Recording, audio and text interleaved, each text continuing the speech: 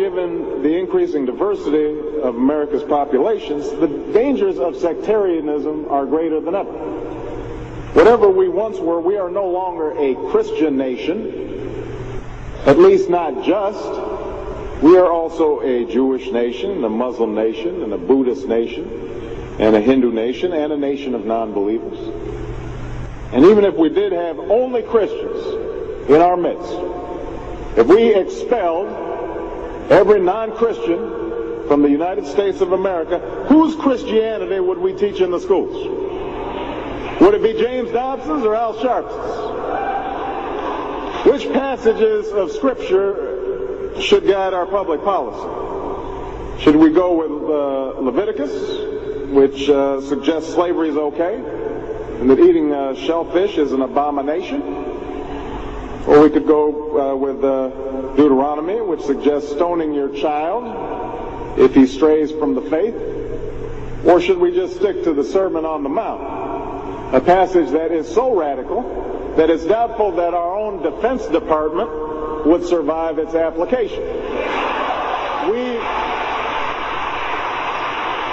So before we get carried away, let's read our Bibles now. Folks haven't been reading their Bible. Which brings me to my second point.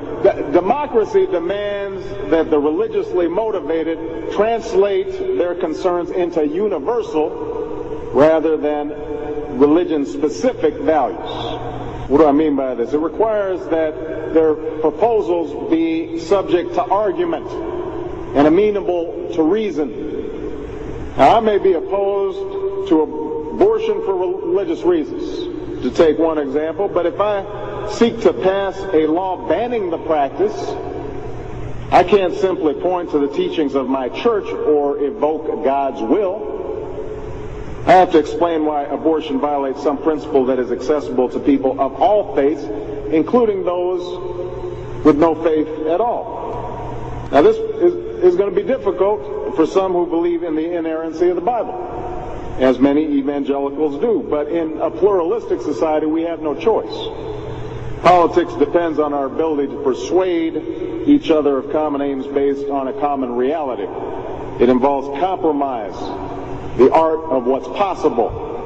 And at some fundamental level, religion doesn't allow for compromise. It's the art of the impossible.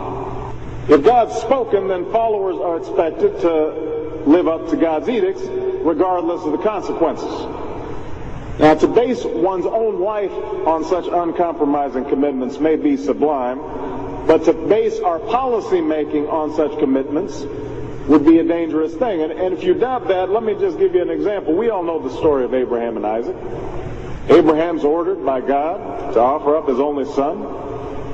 Without argument, he takes Isaac up to the mountaintop, he binds them to the altar, raises his knife, prepares to act as God commanded. Now, we know things worked out. You know, God sends down an angel to intercede at the very last minute. Abraham passes God's test of devotion.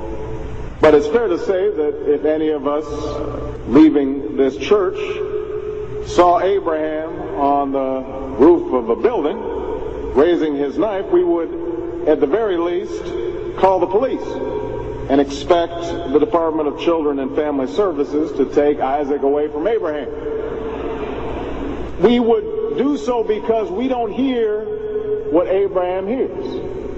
We don't see what Abraham sees. And so the best we can do is act in accordance with those things that we all see and that we all hear, be it common laws or basic reason. So we have some work to do here.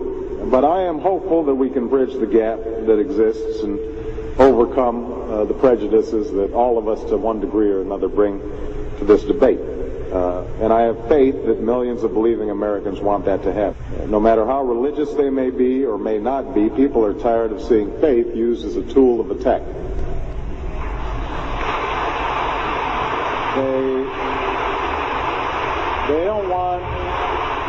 They don't want faith used to belittle or to divide, because in the end, that's not how they think about faith in their own lives.